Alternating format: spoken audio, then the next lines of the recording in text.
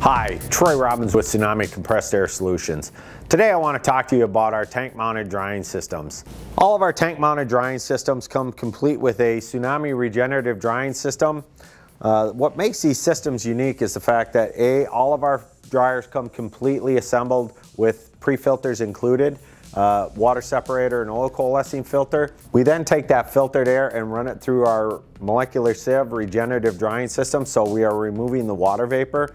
And the unique part about that is we take that dry air and we put it into a storage tank. And the advantage of having this storage tank is it actually helps slow the velocity of the air as it's traveling through the regenerative drying system.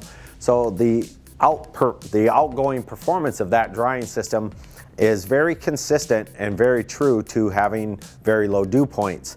All of these tank-mounted dryers come complete with an outlet regulator, so you're able to take your system pressure and reduce it down to the usable pressure that's required for the application, and that really just maximizes the overall efficiency and performance of your compressed air system.